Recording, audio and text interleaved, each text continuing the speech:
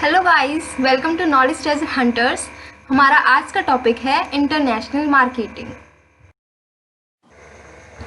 सो guys, international marketing क्या होता है? सबसे पहले हम इसका मीनिंग देखेंगे, उसके बाद देखेंगे डेफिनेशन भी।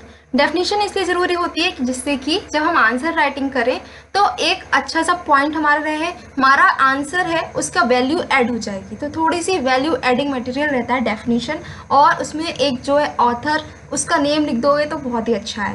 तो सबसे पहले स्टार्ट करते हैं मीनिंग से कि इंटरनेशनल मार्केटिंग क्या होता है। गाइस, जैसे कि हमने अभी तक देख ही लिया है कि मार्केटिंग क्या होता है, ये तो हमने अपने पिछले वीडियोस में देखा है। लेकिन अगर आपने वो वीडियोस नहीं देखी हैं तो कोई टेंशन नहीं है, इस वीडियो में ही हम देख लेंगे कि मार्केटिंग क्या है, ठीक है। लेकिन अगर आपको डिटेल में देखना हो तो आप उन वीडियोस में देखिएगा।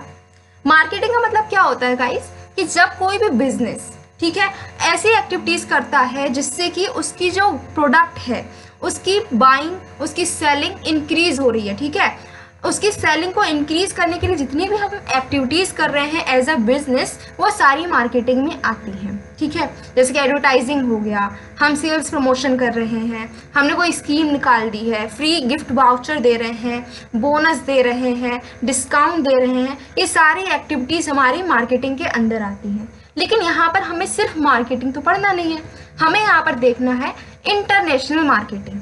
सो गाइस, जैसे कि नाम में ही दो वर्ड्स दिख रहे हैं हमें, इंटरनेशनल एंड मार्केटिंग। मार्केटिंग का मतलब तो हमने देख ही लिया है कि मार्केटिंग का मतलब क्या है, जिससे कि हमारी जो सेलिंग है प्रोडक्ट की वो इंक्रीज हो रही है, वो मार्केटिंग है। हमारा जो कंज्यूमर है उनको मैक्सिमम सेटिस्फेक्शन मिल रहा है, वो मार्केटिंग है। लेकिन अगर ये मार्केटिंग जो हम कर रहे हैं, अपने जो कंज्यूमर हैं उनको मैक्सिमम सेटिस्फेक्शन प्रोवाइड कर रहे हैं, वो अगर इंटरनेशनल लेवल पर करें, ग्लोबल लेवल पर करते हैं, तब वो जो हम कर रहे हैं वो हमारी सिर्फ मार्केटिंग नहीं बल्कि वो हमारी इंटरनेशनल मार्केटिंग हो जाती है। सो गाइज, अगर हम सिंपली बोलें तो इंटरनेशनल मार्केटिंग का मतलब क्या है कि मार्केटिंग की जितनी भी एक्टिविटीज हैं वो हम ग्लोबल लेवल पर कर रहे हैं, एक नेशन नहीं बल्कि डिफरेंट नेशन, या फिर कह सकते हैं वर्ल्ड एज अ होल। अगर हम कोई भी मार्केटिंग कर रहे हैं तो वो हमारी इंटरनेशनल मार्केटिंग होगी। ये तो हमने एज ए लेमैन लैंग्वेज में देख लिया। लेकिन अगर हमें लिखना है तो हम ऐसे थोड़ा ना लिखेंगे, उसके लिए प्रॉपर मीनिंग देखते हैं इसका कि क्या होता है international marketing. So guys, meaning में बोला है international marketing is defined as the performance of business activities designed to plan, price, promote, direct the flow of companies' goods and services to consumers or users in more than one nation for a profit। इसमें कई points हैं जिसको हमें ध्यान में रखना है, जैसे कि ये क्या है, सबसे पहले तो बिजनेस एक्टिविटीज़ की परफॉर्मेंस है। इंटरनेशनल मार्केटिंग क्या है, बिजनेस एक्टिविटीज़ हम कर रहे हैं उसका ही परफॉर्मेंस है, यानी कि इसमें हम क्या करेंगे, बिजनेस एक्टिविटीज़ करेंगे। अब कौन सी एक्टिविटीज़ करेंगे, बिजनेस में तो कई सारी एक्टिविटीज़ होती हैं, तो कौन सी एक्टिविटीज़ बिजनेस से रिलेटेड करेंगे, प्लानिंग, ठीक है, प्राइसिंग, फिर प्रमोशन होगा हमारे गुड्स का, और फ्लो ऑफ गुड्स, जो हमारी कंपनी की गुड्स हैं, सर्विसेज हैं, प्रोडक्ट हैं, उनका हम फ्लो को डायरेक्ट करेंगे कि कंज्यूमर तक पहुंच जाए, ठीक है। क्योंकि जो हमने गुड बनाए हैं वो खुद के कंजम्पशन के लिए तो बनाए नहीं है, हमने इसीलिए बनाए हैं कि जो कंज्यूमर्स हैं वो हमारे गुड को यूज़ करें, ठीक है, उन्हें सेटिस्फेक्शन मिले। तो क्या कर रहे हैं कि जब हमने गुड्स बना लिए हैं तो उनका फ्लो कहाँ से, हमसे ले जाकर कंज्यूमर्स तक जाए। लेकिन वो कंज्यूमर्स कौन से होंगे, सिर्फ हमारे नेशन के नहीं होंगे बल्कि वो एक नेशन से ज़्यादा नेशन के होंगे, मतलब कि दूसरे नेशन में भी हमारा गुड्स जाए, ठीक है। तो ये सारी एक्टिविटीज जो हम करते हैं, लेकिन इसमें एक चीज़ और ध्यान में रखनी है कि इसमें प्रॉफिट भी आपको देखना है कि प्रॉफिट मोटिव आपका होना चाहिए। तो क्या है इंटरनेशनल मार्केटिंग, क्या है इंटरनेशनल मार्केटिंग का मतलब ऐसी बिजनेस एक्टिविटीज़ का परफॉर्मेंस कर रहे हैं, ऐसी बिजनेस एक्टिविटीज़ हम कर रहे हैं जिससे हम प्लानिंग करते हैं, प्राइसिंग करते हैं, प्रमोशन करते हैं अपने प्रोडक्ट का, और अपने प्रोडक्ट को कंज्यूमर तक पहुंचाते हैं, जो कि दूसरे नेशन में भी जाता है, किसके लिए, कुछ प्रॉफिट के लिए।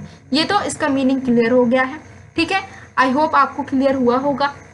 नेक्स्ट हम देखते हैं इसकी डेफिनेशन, ठीक है। डेफिनेशन इसका देख लेते हैं, क्यों, क्योंकि हमें आंसर राइटिंग करनी है। समझ में तो आ गया है लेकिन लिखना भी तो है, ठीक है। तो इसकी एक सिंपल सी डेफिनेशन ली है, सिंपल येट पावरफुल। कौन सी है, टर्पस्टा बर्न। टर्पस्टा बर्न जो है उन्होंने ये बोला है कि इंटरनेशनल मार्केटिंग क्या है, international marketing is the marketing which is done outside of the nation. इन्होंने कहा है कि इंटरनेशनल मार्केटिंग वो मार्केटिंग है जो कि हमारा खुद का जो नेशन है उसके बाहर हम करते हैं। तो ये हो गया है हमारा मीनिंग एंड डेफिनेशन बिल्कुल। गाइस मीनिंग एंड डेफिनेशन को देखने के बाद अब हमें देखना है कि इंटरनेशनल मार्केटिंग का नेचर कैसा होता है। तो इसमें कुछ हमने 5 पॉइंट्स लिए हैं जिनको ध्यान में रखना है, ठीक है। सबसे पहला पॉइंट कहता है कस्टमर ओरिएंटेड। गाइस हमारा इंटरनेशनल मार्केटिंग है या फिर हम अगर सिंपल मार्केटिंग की भी बात करते हैं तो कस्टमर ओरिएंटेड है। कस्टमर को क्या चाहिए है, उसकी क्या नीड है, क्या वांट है, उसको ध्यान में रखते हुए ही हम प्रोडक्शन करते हैं, उसको ध्यान में रखते ही हम मार्केटिंग करते हैं। इसीलिए हमने क्या कहा है कि इंटरनेशनल मार्केटिंग कस्टमर ओरिएंटेड है, ठीक है। नेक्स्ट है मोर रिस्क। गाइस जब हमने अपनी सिर्फ एक ही कंट्री में मार्केटिंग करनी है तो क्या रहेगा, रिस्क कम रहेगा। लेकिन अगर हमने ठान ली है कि हमें सिर्फ अपनी कंट्री तक लिमिटेड नहीं रहना है बल्कि हम अनस्टॉपेबल हैं, ठीक है, हम क्या कर रहे हैं, हम पूरे ग्लोबल लेवल पर अपना नाम रोशन करेंगे, ऐसा हमने सोचा है, ठीक है। तो हमने क्या किया, इंटरनेशनल मार्केटिंग को अपनाया। जब हम ग्लोबल लेवल पर कोई भी काम कर रहे हैं, इंटरनेशनल लेवल पर कोई काम कर रहे हैं, तो ऑब्वियस सी बात है कि हमारा जो रिस्क है वो भी ज़्यादा हो जाएगा। अभी क्यों, क्योंकि अगर हम डोमेस्टिक मार्केटिंग में कुछ कर रहे हैं तो क्या होगा, सिर्फ एक कंट्री तक लिमिटेड है। लेकिन जब हम ग्लोबल लेवल पे कर रहे हैं तो बहुत सारी कंट्रीज से इंटरेक्शन होगा, इसीलिए हमारा रिस्क भी बहुत ज़्यादा बढ़ जाएगा। इसीलिए इसका नेचर कैसा है, मोर रिस्की है, ठीक है। As compare to domestic marketing, international marketing is more riskier. Next पढ़ते हैं, नेक्स्ट पॉइंट है प्रोटेक्टिव।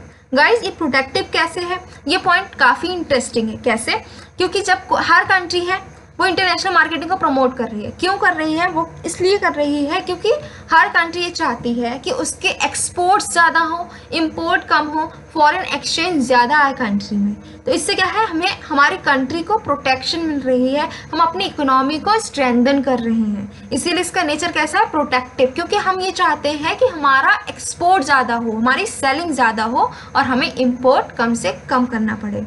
नेक्स्ट पॉइंट हमारा बोलता है कॉम्पिटिटिव। कॉम्पिटिटिव तो है ही, क्योंकि एक कंट्री में जब हम काम करते हैं तो इतना कंपटीशन नहीं रहता है, क्योंकि सिर्फ हम डोमेस्टिक जो हमारी इंडस्ट्री है उनसे ही कंपटीशन फेस कर रहे होते हैं। वहीं बात अगर हम ग्लोबल लेवल पे करें, इंटरनेशनल लेवल पे करें, तो और सारी इंडस्ट्रीज भी तो होंगी दूसरी कंट्रीज़ की, उनके साथ हमें कॉम्पिटिशन करना पड़ता है। इसीलिए अगर हम बात करते हैं डोमेस्टिक मार्केटिंग की, तो डोमेस्टिक मार्केटिंग कम कॉम्पिटिटिव है अगर इंटरनेशनल मार्केटिंग से कंपेयर करें तो।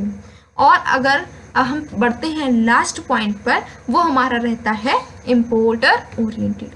गाइस इम्पोर्टर ओरिएंटेड कैसे है, गाइस अगर हम बात करें डोमेस्टिक मार्केटिंग की, तो हम जो भी काम कर रहे हैं, जो भी मार्केटिंग करते हैं, जितनी भी एक्टिविटीज़ हमारी बिजनेस की होती हैं, वो सिर्फ अपनी कंट्री के लोगों को ध्यान में रखकर हम करते हैं, अपनी कंट्री के कंज्यूमर को ध्यान में रख के करते हैं। लेकिन जब हम इंटरनेशनल मार्केटिंग करते हैं तब हमारा सारा ध्यान रहता है इम्पोर्टर की चॉइस पर, उसकी वांट्स पर, उसकी नीड्स पर। हम चाहते हैं कि जो हमारा इम्पोर्टर है, ठीक है, जो लोग दूसरी देश के हैं और वो हमारा गुड्स जो है वो परचेज कर रहे हैं, वो सेटिस्फाई हो। इसीलिए हमारा जो ध्यान रहेगा वो क्या रहेगा, इम्पोर्टर ओरिएंटेड हो जाएगा। इसीलिए इसका नेचर भी कैसे हमने बोला है, importer oriented. Now moving towards the importance of international marketing.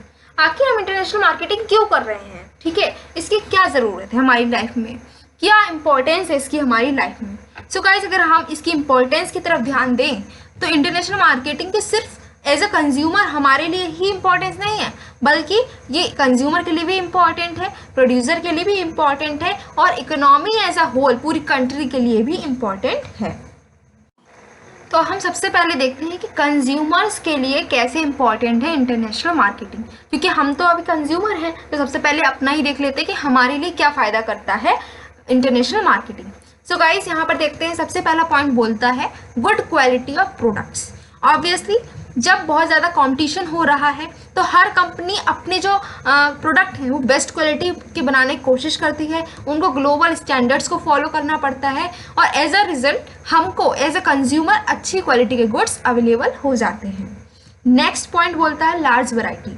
अब सोचो कि सिर्फ हमारी कंट्री के ही गुड्स हमें मिल रहे हैं, ठीक है, दूसरी कंट्री का अमेरिका हो गया, ठीक है, चाइना हो गया, जापान हो गया, और जो और कंट्रीज़ हैं उनके कोई प्रोडक्ट यहाँ पर अवेलेबल नहीं है।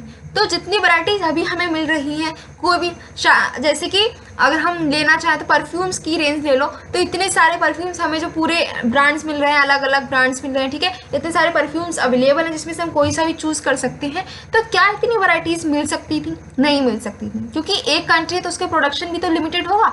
लेकिन अब क्या हो रहा है, अब क्योंकि इंटरनेशनल मार्केटिंग है तो हमें लार्ज वैरायटी ऑफ गुड्स मिल रहे हैं, क्योंकि ग्लोबलाइजेशन हो गया है, ठीक है, हर कंट्री के प्रोडक्ट हमारी तरफ हमें अवेलेबल है, ठीक है, हम किसी भी कंट्री का प्रोडक्ट खरीद सकते हैं। इस एज अ रिजल्ट हुआ क्या है कि अब हमें अच्छी क्वालिटी के प्रोडक्ट वो भी लार्ज वैरायटी में मिलने लगे हैं। और गाइस अब लास्ट पॉइंट अगर हम देखते हैं तो वो बोलता है रीजनेबल प्राइस। जब बहुत सारी कंट्रीज़ हैं, उनमें बहुत सारी इंडस्ट्रीज़ हैं, वो आपस में कंपटीशन कर रही हैं, तो क्या हो रहा है, कंपटीशन की वजह से मोनोपोली नहीं है, सारी कंट्रीज अपने गुड्स को अच्छी क्वालिटी में बनाने की कोशिश कर रही हैं और एक दूसरे के कंपैरिजन में लो प्राइस पर प्रोवाइड कर रही हैं। तो हमें एज ए कंज्यूमर क्या हो रहा है कि अच्छी क्वालिटी के प्रोडक्ट लार्ज वैरायटी में रीजनेबल प्राइस पर मिल रहे हैं, ठीक है। क्यों रीजनेबल प्राइस क्यों है? क्योंकि कंपटीशन की वजह से एक दूसरे के कम प्राइस में जो कंपनीज हैं वो गुड्स हमें प्रोवाइड कर रही हैं। अब देख लेते हैं कि एक प्रोड्यूसर के नज़रिए से हमारा जो इंटरनेशनल मार्केटिंग है वो क्यों इम्पॉर्टेंट है।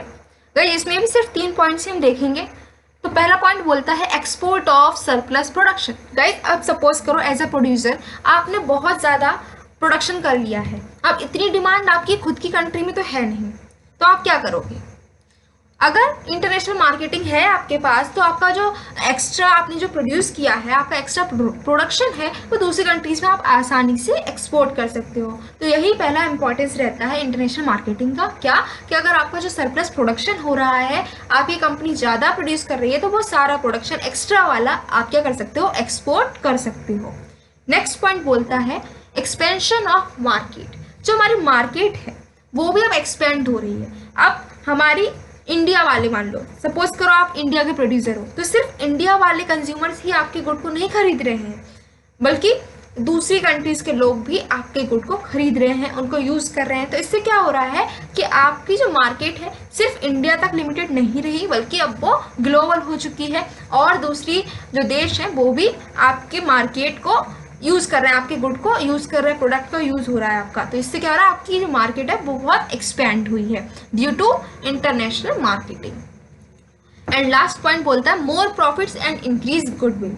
ऑब्वियस सी बात है, जब हमारा इतना सारा जो गुड है वो और जगह बिक रहा है, ठीक है, हमारा प्रोडक्ट है वो और देशों में भी बिक रहा है, हमारी मार्केट बढ़ गई है, कंज्यूमर्स बढ़ गए हैं, तो क्या है, जब सेलिंग बढ़ गई है तो प्रॉफिट भी तो बढ़ेगा, इसीलिए मोर प्रॉफिट हो गया। और रही बात गुडविल की, तो जब कोई भी कंपनी है दूसरे देशों में भी अपना गुड बेच रही है, ठीक है, दूसरे देशों में भी उसका प्रोडक्ट बिक रहा है, तो हमारी कंट्री के लोग भी तो सोचेंगे कि इसका गुड अच्छा ही होगा, इसका प्रोडक्ट अच्छा ही होगा, इसीलिए दूसरे जो विदेश के लोग भी इसको यूज़ कर रहे हैं। इसीलिए ऐसे क्या होता है कि हमारी जो कंपनी है उसकी गुडविल ऑब्वियस सी बात है इंक्रीज होगी, ठीक है, तो उसकी गुडविल ऑटोमेटिकली इंक्रीज हो जाती है अगर कोई भी कंपनी अपने गुड्स को एक्सपोर्ट करती है अब्रॉड।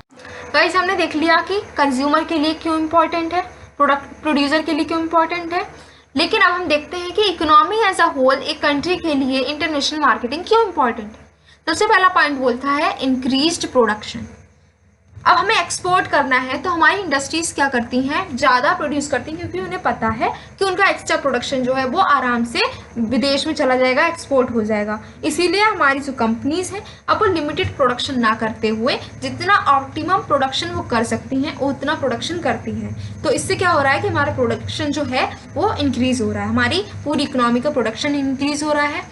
अब जो प्रोडक्शन हमारा हुआ है एक्स्ट्रा वाला उसको हम एक्सपोर्ट कर रहे हैं, तो एज अ रिजल्ट हमारे एक्सपोर्ट्स भी इंक्रीज हो रहे हैं। थर्ड पॉइंट काफ़ी इंटरेस्टिंग है। अब ये क्या बोलता है, इंटरनेशनल पीस।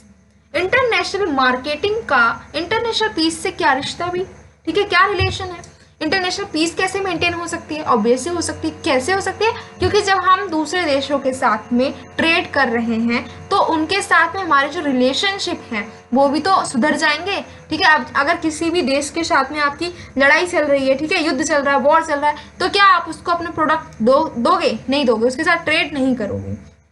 तो क्या हो रहा है, ट्रेड की वजह से, इंटरनेशनल मार्केटिंग की वजह से दूसरे देशों के साथ में कॉर्डियल रिलेशनशिप भी इस्टेब्लिश हो रही है और अल्टीमेटली इंटरनेशनल पीस मेंटेन।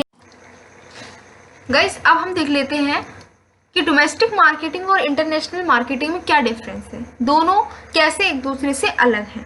सबसे पहले जो हम देखते हैं वो है डेफिनेशन। डेफिनेशन तो पता ही है, क्या बोल रहा है कि मार्केटिंग क्या है, domestic marketing is concern with the marketing practices with in the marketers of home country. जो एक कंट्री है उसके अंदर जो मार्केटर्स है, सिर्फ एक कंट्री के मार्केटर्स के बीच में, ठीक है, मार्केटिंग प्रैक्टिसेस चल रही हैं, वो सारी डोमेस्टिक मार्केटिंग है। वहीं पर इंटरनेशनल मार्केटिंग की बात करते हैं तो जब हम marketing practices all around the world करते हैं, पूरी ग्लोबल लेवल पर करते हैं, वो हमारी इंटरनेशनल मार्केटिंग होती है। अब नेक्स्ट पॉइंट बोलता है रोल ऑफ पॉलिटिक्स, कि पॉलिटिक्स का क्या रोल है इंटरनेशनल मार्केटिंग और डोमेस्टिक मार्केटिंग में। तो डोमेस्टिक मार्केटिंग की बात की जाए तो पॉलिटिक्स का इतना रोल नहीं है, इतनी इंपॉर्टेंस नहीं है, ठीक है। पॉलिटिकल फैक्टर अगर चेंज होते हैं, कुछ भी हो रहा है तो इतना इम्पैक्ट नहीं पड़ेगा। लेकिन वहीं पर इंटरनेशनल मार्केटिंग की बात करें तो बहुत मेजर इम्पैक्ट पड़ता है पॉलिटिकल फैक्टर्स का।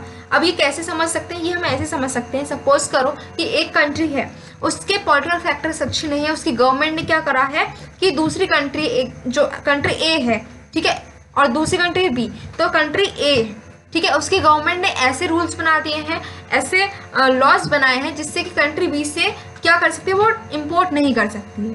तो क्या रहेगा फिर, कंट्री बी के जो है, जो हमारे इंडस्ट्री है उस पर इफेक्ट पड़ेगा, क्योंकि उनका एक्सपोर्ट नहीं हो सकता कंट्री ए में, ठीक है। तो क्या हो रहा है कि पॉलिटिकल फैक्टर्स भी बहुत इम्पैक्ट डालते हैं इंटरनेशनल मार्केटिंग में, क्योंकि पॉलिटिकल लॉज जो बन रहे हैं, जो सरकार जो भी लॉज बना रही है, वो क्या करेगा, वही तो सारा मेंटेन करेगा कि दूसरी कंट्री जो है उससे हम ट्रेड कर सकते हैं, नहीं कर सकते हैं, ठीक है, कंसेशंस मिल रहे हैं, नहीं मिल रहे हैं, गवर्नमेंट का सपोर्ट है कि नहीं है। तो ये सारे फैक्टर्स जो है इंटरनेशनल मार्केटिंग में काफ़ी बड़ा रोल। गाइस नेक्स्ट पॉइंट है बिजनेस ऑपरेशंस। जैसा कि हमें पहले ही पता है कि डोमेस्टिक मार्केटिंग में सिर्फ एक ही कंट्री में हम बिजनेस ऑपरेशंस करते हैं, बिजनेस हमारा एक ही कंट्री में स्टैब्लिश रहता है, ठीक है, मार्केटिंग में एक ही कंट्री में होती है। लेकिन इंटरनेशनल मार्केटिंग की बात करें तो सिर्फ एक कंट्री में काम नहीं चलता। इसमें क्या होता है, इसमें हम बहुत सारी कंट्रीज में काम करते हैं, एक ब्रांच कोई और कंट्री में, दूसरी ब्रांच किसी और कंट्री में है, तो ये हमारा बिजनेस ऑपरेशंस का है, देख लिया हमने। Next capital required. जब डोमेस्टिक मार्केटिंग की बात करें तो सिर्फ एक ही जगह पर एक ही कंट्री में हम ऑपरेशंस कर रहे हैं तो कैपिटल भी कम लगेगी। लेकिन वहीं पे ग्लोबल लेवल पर जब हमारा बिजनेस चल रहा है, इंटरनेशनल मार्केटिंग चल रही है, तो कैपिटल रिक्वायरमेंट भी हमारी काफ़ी बढ़ जाती है। अब नेक्स्ट पॉइंट है रिस्क इन्वॉल्व। वही सेम पॉइंट है, कैसे, क्योंकि डोमेस्टिक मार्केट में एक ही कंट्री के लोगों से हमें क्या करना है, कंपटीशन मेट करना है, तो रिस्क भी कम रहेगा। लेकिन इंटरनेशनल मार्केटिंग में दुनिया के जितने भी इंडस्ट्रीज हैं, हम उन सब के साथ में कंपटीशन कर रहे हैं, इसीलिए हायर रिस्क रहती है। नेक्स्ट है product mix. Product mix in domestic marketing में कैसा है, ये हम तब डिसाइड करते हैं जिससे कि हम अपने जो कंज्यूमर्स हैं उनको मैक्सिमम सेटिस्फेक्शन दे सकें और ज़्यादा से ज़्यादा सेल कर सकें। लेकिन इंटरनेशनल मार्केटिंग में प्रोडक्ट मिक्स हम डिसाइड कैसे करेंगे, इसमें हम फॉरेन मार्केट को ध्यान में रखते हुए प्रोडक्ट मिक्स को डिसाइड करते हैं। And the last point is familiarity. Guys domestic marketing में हम अपने कंज्यूमर्स से ज़्यादा फैमिलियर रहते हैं, हमें उनकी नीड्स, वांट्स, उनके कस्टम, उनके हैबिट्स, उनकी economic condition, background, educational background, ठीक है, फाइनेंशियल बैकग्राउंड, ये सब पता रहता है, तो वेल फैमिलियरिटी रहती है डोमेस्टिक मार्केट में। लेकिन इंटरनेशनल मार्केटिंग में हम पूरी दुनिया के लोगों के बारे में नहीं जान सकते, ये तो इम्पॉसिबल है, ठीक है। तो क्या रहता है कि हमें इतनी ज़्यादा फैमिलियरिटी नहीं रहती है, क्योंकि अगर हम एक कंट्री के लोगों के बारे में जान लेंगे तो दूसरी कंट्री के बारे में नहीं जान पाएंगे। तो इतनी ज़्यादा डाइवर्सिटी है कि इतना हमें पॉसिबल नहीं है कि हम इंटरनेशनल मार्केटिंग में हर एक पर्सन को जान सकें। सो गाइस मिलते हैं नेक्स्ट वीडियो में नए टॉपिक के साथ। Till then keep your knowledge hunting.